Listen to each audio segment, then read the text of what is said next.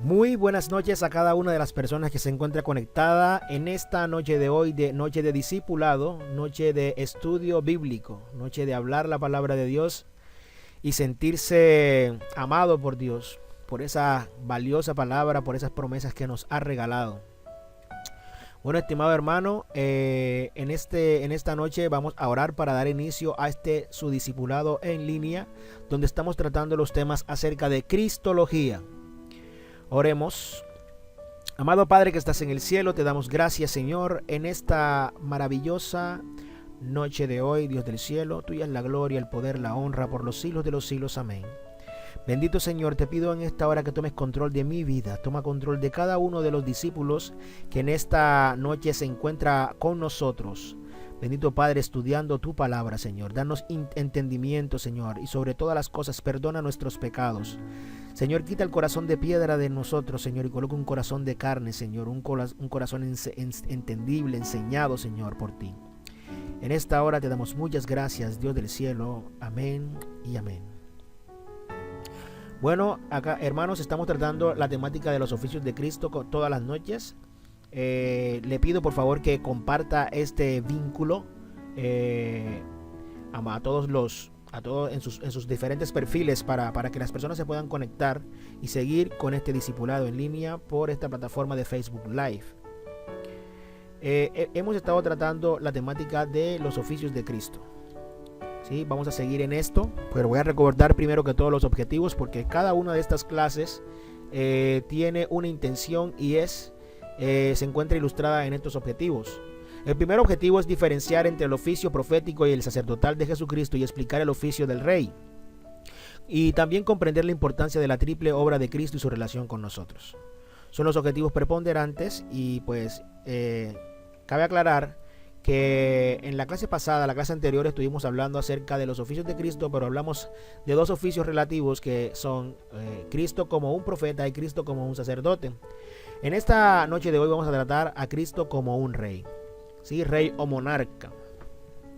Decíamos que las profecías de Jesucristo tienen cumplimiento en la palabra de Dios y que como rey y Mesías también tiene ese cumplimiento revalidado en las Santas Escrituras. Y en que vamos a hablar sobre tres etapas fundamentales donde vamos a justificar esto que estamos diciendo del oficio de nuestro Señor Jesucristo como Rey.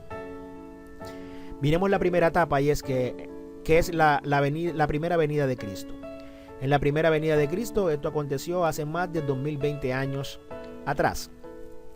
Cuando el Señor vino a establecer el reino de Dios entre los hombres al encarnarse y hacerse en un pesebre con la victoria de Cristo en la cruz, el reino de Dios fue inaugurado en el mundo. Satanás y todos sus poderes malignos fueron derrotados. Ya sabemos que esto sucedió cuando el Señor Jesucristo venció en la cruz del Calvario. Jesús fue coronado en gloria, dejándonos la bendición de la vida eterna. El reino se acerca, porque en donde quiera que se creyera en Jesús, el reino toma lugar en las personas que se convierten. Las señales del reino manifiestos en cualquier lugar en la tierra son justicia, gozo, paz, expulsión de demonios, sanidades y milagros. Entonces, lo que quiere decir aquí que el reino de los cielos es palpable en el creyente. ¿Dónde se ve la venida del reino de los cielos? Porque el reino de los cielos ya está aquí, eso lo dijo el Señor Jesucristo, y se ve palpable cuando una persona decide creer en Jesús y arrepentirse de todos sus pecados. Esta persona, cuando confiesa el nombre de Jesús y predica la palabra y predica el evangelio y vive conforme a lo que está estipulado en las Santas Escrituras, aquí se ve palpable la venida del Señor. El reino de los cielos, el reino de los cielos. Las citas bíblicas que tenemos acá como justificación a todo lo que dijimos son Mateo capítulo 2, versículo 28, Mateo capítulo 28, versículo 18 al 19, Juan capítulo 18, versículo 36 al 37 y Romanos 14, 17. Y aquí también encontramos otra, Filipenses capítulo 2, versículo 9. Leamos Mateo capítulo 12, versículo 28 y dice: pero si yo por el Espíritu de Dios echo fuera los demonios, ciertamente ha llegado a vosotros el reino de Dios. Este versículo bíblico revalida de por qué sabemos nosotros que el reino de Dios está en esta tierra. En este momento, en este tiempo, aún se echan fuera demonios, ¿sí? Aún se echan fuera demonios a cargo o a mano de los ministros de nuestro Señor Jesucristo. Y cuando vemos este tipo de manifestaciones y de obras que son realizadas por medio del Espíritu Santo, podemos testificar de que el reino de los cielos se encuentra con nosotros y en nosotros. Por otra parte, Mateo capítulo 28, versículo 18 al 19 dice: y Jesús se acercó y les habló diciendo: toda potestad me es dada en el cielo y en la tierra. Por tanto, id y haced discípulos a todas las naciones, bautizándolos en el nombre del Padre y del Hijo y del Espíritu Santo. Esto se encuentra escrito en Mateo capítulo 28, versículo 18 al 19. Lo que dice esta palabra es que el mismo Señor Jesucristo habló acerca de lo que teníamos que hacer para el reino de Dios, porque Él tenía toda potestad. Y entonces aquí vemos un mensaje imperativo que dijo: por tanto, id y haced discípulos. Esto es un mensaje imperativo de obligación que tiene que hacer la iglesia del Señor. Y dice aquí: bautizándolos en el nombre del Padre y del Hijo y del Espíritu Santo, lo que revalida aquí la naturaleza tripartita de nuestro Señor, de nuestro Dios Todopoderoso, Padre, Hijo y Espíritu Santo. No como hay muchas congregaciones que solamente estipulan la naturaleza del único Jesucristo, que solamente es una sola persona y ya. Este versículo revalida de la esencia o la naturaleza tripartita de nuestro Señor y Dios Jesucristo. Juan capítulo 18, versículo 36 al 37 dice: respondió Jesús: mi reino no es de este mundo. Si mi reino fuera de este mundo, mis servidores pelearían para que yo no fuera entregado a los judíos. Pero mi reino no es de aquí. Le dijo entonces Pilato: luego, ¿eres tú rey? Respondió Jesús: tú dices que yo soy rey. Yo para esto he nacido y para esto he venido al mundo, para dar testimonio de la verdad. Todo aquel que es de la verdad oye mi voz. Aquí también encontramos otro versículo bíblico que reafirma o revalida esto del reino de los cielos, ¿sí? El mismo Señor Jesucristo fue el que introdujo el reino de los cielos a la tierra. Romanos capítulo 14, versículo 17 dice: porque el reino de Dios no es comida ni bebida, sino justicia, paz y gozo en el Espíritu Santo. Y aquí encontramos una de las obras que habíamos leído anteriormente, es que el reino de los cielos consiste en justicia, paz y gozo en el Espíritu Santo. Filipenses capítulo 2, versículo 9 reafirma y dice: por lo cual Dios también le exaltó hasta lo sumo y le dio un nombre sobre todo nombre, lo que testifica del poder y la soberanía de nuestro Señor Jesucristo, y que también reafirma todo lo que hemos hablado anteriormente. Bien, Otra de las tres etapas que hablan acerca de Cristo como un rey es: la segunda etapa se cumplirá cuando Cristo venga por su iglesia, cuando venga por segunda vez. Evento conocido como el arrebatamiento de la iglesia. Jesucristo, antes de la gran tribulación, tomará su iglesia y la llevará al cielo, en donde se llevará a cabo los siguientes eventos. Antes de leer los eventos y saber acerca de esto que vamos a hablar, yo quiero decirle a cada uno de ustedes que estamos tratando una materia de cristología, y quizás que lo que vamos a tocar son unos puntos que tienen que ver con escatología. La escatología es otra de los fundamentos doctrinales de la teología cristiana. Está la cristología, está la martología, que es el estudio del pecado. Sí, está la neumatología, como decía, está la escatología, hay varios. El tema que tiene que ver con la venida de Cristo y los eventos futuros que acontecerán o que están aconteciendo en este tiempo están enmarcados en la escatología bíblica. Entonces, la escatología y la cristología tienen una relación, un vínculo muy estrecho, porque el primer escatólogo fue el Señor Jesucristo, porque Él fue el que habló de los porvenires de la humanidad, de la raza humana. Yo le quiero explicar antes que nada qué es la escatología. Y la escatología proviene del griego antiguo escatos, que significa último, y logos, que significa estudio, lo que quiere decir algo como estudio de lo último. Este es el conjunto de creencias religiosas sobre las realidades últimas. Es decir, es una parte de la teología que estudia el destino último del ser humano y del universo. Entonces yo le quise decir esto porque si usted quiere estudiar o ahondar más acerca del arrebatamiento de la iglesia, que no es el objetivo principal de este curso de cristología, pero sí vamos a tocar algunos puntos, usted puede hacerlo buscando material acerca de la escatología. Pero aquí está el discipulado para orientarlo a cada uno de ustedes. Bien. Dice acá, los eventos son los siguientes. El primer evento que enmarca la segunda venida de nuestro Señor Jesucristo es el arrebatamiento de los muertos en Cristo. El arrebatamiento de los muertos en Cristo, que resucitarán, y los vivos serán transformados recibiendo un nuevo cuerpo espiritual. Y esto se encuentra ilustrado en Primera de Tesalonicenses capítulo 4 versículo 15 al 18, y en Primera de Corintios capítulo 15 51 al 52. Antes que nada, aquí estamos hablando de que el arrebatamiento es el primer hecho fundamental y es en la que se fundamenta nuestra doctrina trinitaria de Asambleas de Dios. Y digo esto porque hay muchas denominaciones que tienen otro tipo de creencias con respecto al arrebatamiento. Arrebatamiento proviene del griego harpaxo, del latín rapturo, según la traducción bíblica que nosotros hemos empleado siempre. Y digo todo esto para decirles a cada uno de ustedes en esta noche que hay muchas denominaciones que no tienen la misma creencia que nosotros con respecto al arrebatamiento.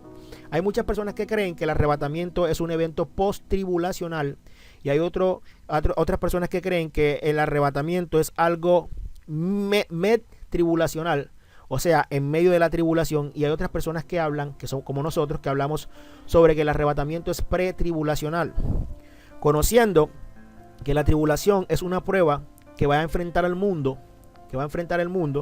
en los últimos días, donde se desencadenarán muchos eventos que serán muy fuertes para la humanidad.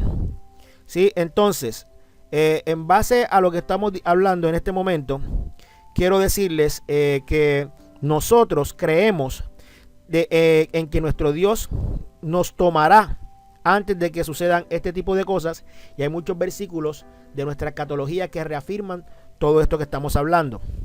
Vamos a leer en este momento Primera Tesalonicenses capítulo 4 versículo 15 al 18, el cual dice: por lo cual os decimos esto en palabra del Señor, que nosotros que vivimos, que habremos quedado hasta la venida del Señor, no pereceremos a los que durmieron. Porque el Señor mismo, con voz de mando, con voz de arcángel y con trompeta de Dios, descenderá del cielo, y los muertos en Cristo resucitarán primero. Luego nosotros, los que vivimos, los que hayamos quedado, seremos arrebatados juntamente con ellos en las nubes para recibir al Señor en el aire, y así estaremos siempre con el Señor. Por tanto, alentaos los unos a los otros con estas palabras. Esto está escrito en 1 Tesalonicenses capítulo 4 versículo 15 al 18, y aquí en este versículo bíblico se reafirma todo lo que hemos estado hablando en este momento acerca de eso de el rapto, o lo que se conoce como el arrebatamiento de la iglesia. Por otra parte, si leemos 1 Corintios capítulo 15 versículo 51 al 52, dice lo siguiente: he aquí os digo un misterio, no todos dormiremos, pero todos seremos transformados en un momento, en un abrir y cerrar de ojos, a la final de trompeta, porque se tocará la trompeta y los muertos serán resucitados incorruptibles y nosotros seremos transformados. ¿Sí? Versículo 53 dice también: porque es necesario que esto corruptible se vista de incorrupción y esto mortal se vista de inmortalidad. Entonces estos dos versículos bíblicos que acabé de leer en este momento reafirman acerca del arrebatamiento de la iglesia, un hecho que dará lugar en esta tierra, y que el Señor tomará a su iglesia, a todas las personas que hemos sido selladas con el Espíritu Santo y hemos decidido creer en la persona de Jesucristo. Tenemos otro evento acá, que es que seremos juzgados ante el tribunal de Cristo para recibir recompensas o vergüenza según nuestra labor mientras estábamos en la tierra. Una vida consagrada al Señor con discípulos que ganamos para Cristo es sinónimo de recompensa, coronas, posiciones de autoridad, reconocimiento por parte del Señor y el Padre. Esto que acabé de hablar en este momento, el tribunal de Cristo, se dice, el tribunal de Cristo para la iglesia sencillamente es para la recepción de recompensas. Para aquellas personas que decidimos creer en Jesús y caminar conforme a la voluntad de Cristo y hacer obras dignas de arrepentimiento, obras dignas de el reino de los cielos, esas personas, nosotros, los que somos la iglesia de Cristo, tendremos recompensas, tendremos coronas. En la palabra de Dios se hablan de 7 tipos de coronas. Esto se puede ver más a fondo acerca cuando tocamos el tema de escatología bíblica profundamente. Dice Romanos capítulo 14 versículo 10, dice: pero tú, ¿por qué juzgas a tu hermano? O tú también, ¿por qué menosprecias a tu hermano? Porque todos compareceremos ante el tribunal de Cristo, porque escrito está: vivo yo, dice el Señor, que ante mí se doblará toda rodilla y toda lengua confesará a Dios. De manera que cada uno de nosotros dará a Dios cuenta de sí. Lo que nos enseña este versículo bíblico, que nosotros tenemos que ver cómo andamos en esta tierra. ¿Cierto que sí? Tenemos que ver cómo andamos en la tierra como dignos representantes o embajadores del reino de los cielos, para poder recibir estos galardones que el Señor, nuestro Dios Todopoderoso, tiene para cada uno de nosotros. Segunda de Corintios capítulo 5 versículo 10 dice, búsquelo ahí en su casa y téngalo ahí a la mano. Dice: porque es necesario que todos nosotros comparezcamos ante el tribunal de Cristo, para que cada uno reciba según lo que haya hecho mientras estaba en el cuerpo, sea bueno o sea malo. Bueno, entonces aquí ya nos damos cuenta que el tribunal de Cristo, pues habrán sorpresas también y habrán recompensas. Otro de los eventos que podemos distinguir en este segundo punto, en esta segunda etapa, es las bodas del Cordero. Es el evento siguiente: la iglesia pura y sin mancha se unirá para siempre con el Señor. Apocalipsis capítulo 19 versículo 7 da testimonio de eso, lo vamos a estar leyendo en un momento. Y el otro evento dice aquí: mientras todo esto ocurre, en la tierra se vivirán los años de tribulación. Los años de tribulación. O sea, todo esto, todos estos eventos que estoy leyendo en este momento se desencadenarán después del arrebatamiento en los cielos con el Señor. Pero en la tierra, paralelamente, habrán otros eventos que estarán desarrollándose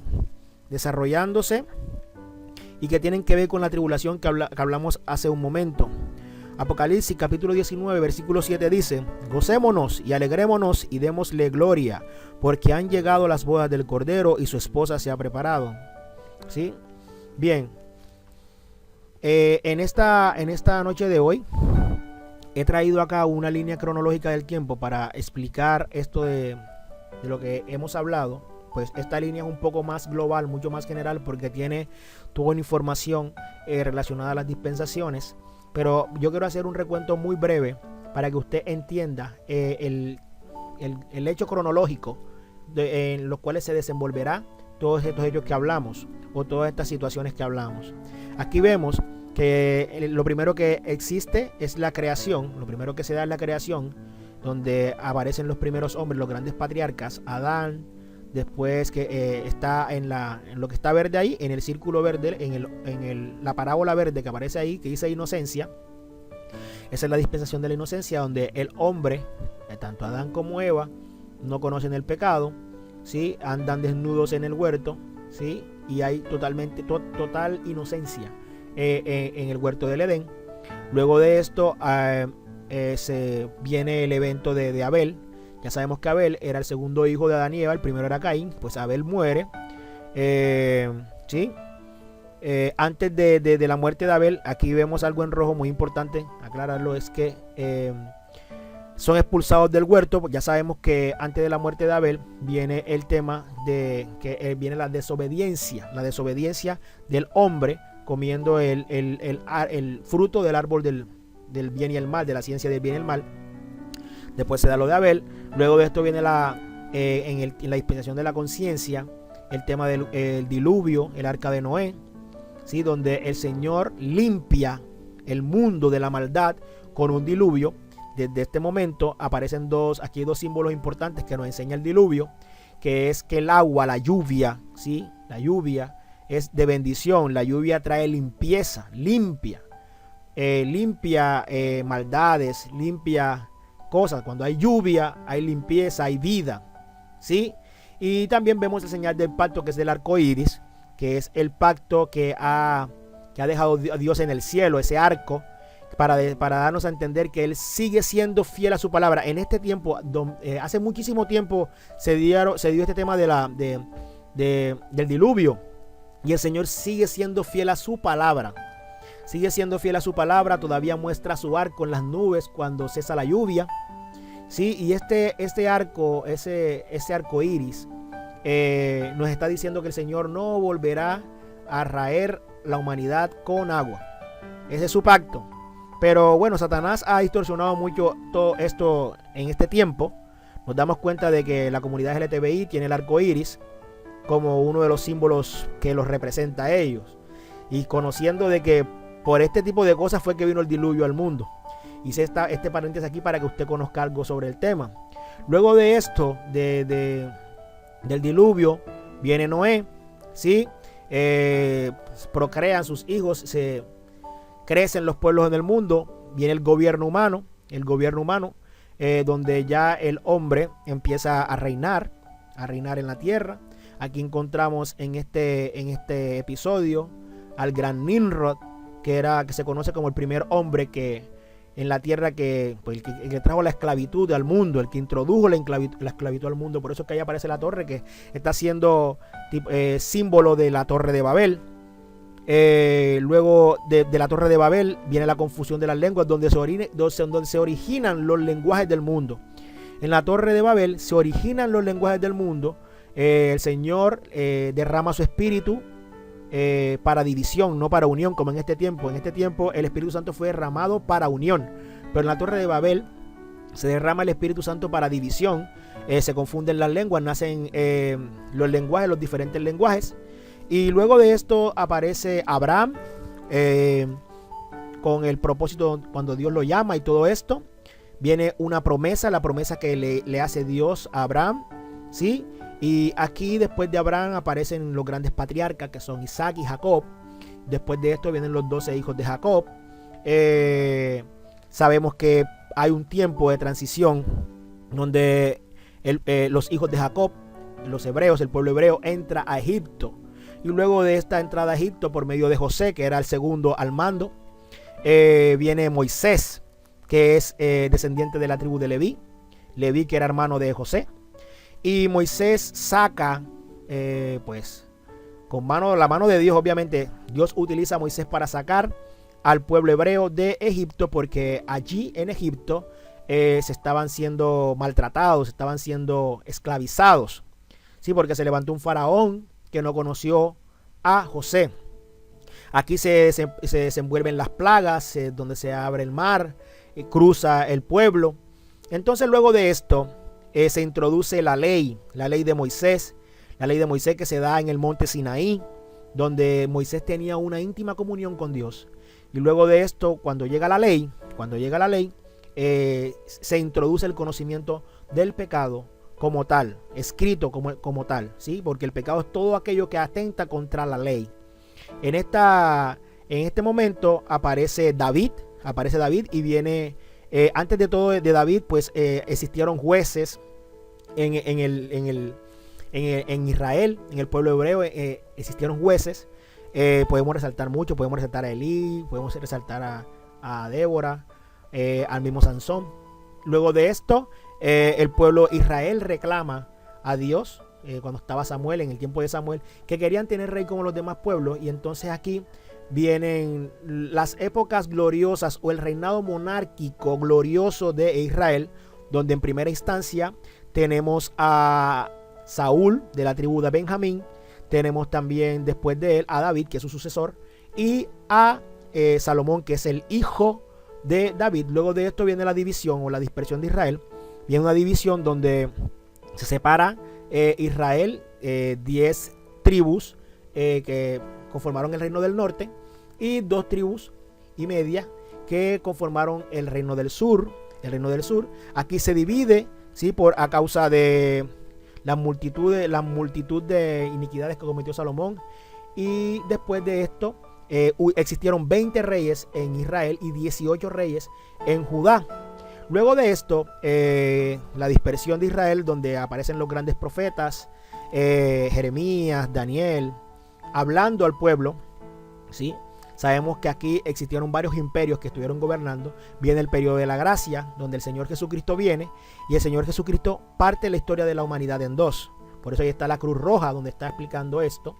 Viene el Señor Jesucristo, y nuestro Señor Jesucristo llega cuando estaba gobernando el Imperio Romano. Y nuestro Señor Jesucristo predica la palabra de Dios, ejerce su ministerio en la tierra, trae el reino del cielo a la tierra, hace grandes obras, y básicamente después de ejercer su ministerio, lo que hablamos en todas las clases de cristología, él muere, resucita, sí, y fundamenta la iglesia, fundamenta a los apóstoles. 120 días después, 120 días después no, en el día de Pentecostés habían 120 personas en el aposento alto, y estando ahí en el aposento alto se derramó el Espíritu Santo con poder y gloria. Y aquí donde viene el apóstol Pedro, toma la vocería, profetiza y toma la palabra que está escrita en el libro de Joel, y se fundamenta la iglesia. Es aquí donde se fundamenta la iglesia y empieza el periodo de la gracia o la dispensación de la gracia, que se encuentra aquí en la parábola que está en azul oscuro, ¿sí? La gracia se fundamenta o empieza con la venida del Espíritu Santo en este Pentecostés, ¿sí? En este Pentecostés. Listo. Entonces estamos en este momento en la dispensación de la gracia, y aquí vienen los eventos de escatología, y quise explicarlo todo desde el principio para que entendiéramos genéricamente un panorama de lo que dice el Antiguo Testamento con lo que estamos hablando en este momento, porque sería mucho más fácil para usted entender los acontecimientos que estamos hablando escatológicos con lo anterior. Bien, viene la gracia. Luego de esto viene el arrebatamiento de la iglesia, ¿sí? Viene el arrebatamiento de la iglesia. Pero antes del arrebatamiento de la iglesia hay una antesala de apostasía en la tierra, donde obviamente el mundo, el enemigo está entrando, dañando los principios y los valores, y pues porque también se está preparando el escenario para la venida del anticristo. El arrebatamiento de la iglesia se da donde el Señor Jesucristo se lleva a la iglesia de esta tierra, todas las personas que tenemos el sello de Jesucristo, y estando arriba en el cielo, hay un tiempo en el cual se da las bodas del Cordero, y el tribunal de Cristo primero y las bodas del Cordero, lo que expliqué hace un momento, ¿sí? Pero paralelamente en la parte de abajo donde dice trib, donde está la parábola con amarillo y naranja, nos damos cuenta que aquí viene la tribulación. Aquí está dándose la tribulación, y aquí va a ser un tiempo muy duro para la humanidad y muy duro para el pueblo judío. Sabemos que el pueblo judío no quiso aceptar, como muchos de los judíos, la mayoría de los judíos no han querido aceptar a Jesucristo como su Mesías, porque están esperando a su Cristo, y ahí es donde va a tomar partida el anticristo y va a gobernar y va a hacer que este pueblo sufra muchísimo. Luego de este tiempo arriba, aquí donde se cumple el tema que profetizó Daniel, Se dicen que son 7 años que pasará todo este tipo de cosas, de la boda del Cordero, el tribunal de Cristo. Después de esto viene la segunda venida de Cristo. En la segunda venida de Cristo es ¿cómo decirle? Es el evento que va a dar lugar a ese reino de 1000 años en la segunda venida de Cristo. Y esto pasará después de la tribulación, ¿sí? Cuando esto pase, se librará una batalla que se llama el Armagedón, antes de iniciar el milenio. El Armagedón, y aquí será encerrado Satanás. Será encerrado, encadenado Satanás. Y pues vendrá un milenio donde el Señor Jesucristo reinará con su iglesia y con las personas que se declararon justas y fieles en este proceso de tribulación, los que lavaron su sangre, los que lavaron las ropas, sus vestiduras con su sangre. Ustedes me disculparán, no es muy fácil traer todos estos eventos así de esta manera. Bien, entonces aquí nos damos cuenta de que luego de este milenio Satanás otra vez será soltado y vendrá con mucho más fuerza, ¿sí? Y acá se desenvolverán otros eventos como Gog y Magog antes de el Gran Trono Blanco. El Gran Trono Blanco, que es otro evento que habla el Apocalipsis. Entonces, esto que acabé de mostrarles a ustedes aquí es una línea de tiempo de todos los eventos que han sucedido, muy resumidamente. Seguramente muchos de ustedes estarán tomando sus propias conclusiones y estarán diciendo, no, pero yo no creo que sea así o ta. Pero bueno, básicamente esta es la historia de lo que ha sucedido, y lo que estamos hablando de la escatología bíblica se fundamenta en un periodo después de la gracia. Entonces traje esta imagen para que usted pudiera entenderlo de una mejor manera. Bien, los textos bíblicos que estamos leyendo hace un momento, que reafirman esto, son estos que están acá, los leímos hace un momento. Usted lo puede escribir para que usted pueda estudiarlo en su casa sin ningún tipo de problema. Bueno, la tercera etapa es la consumación en su segunda venida, cuando pise la tierra y establezca su reino milenial. Bien, es la plena instauración del reino de Cristo, que Él ganó por su muerte y resurrección. Esto se llevará a cabo con su segunda venida.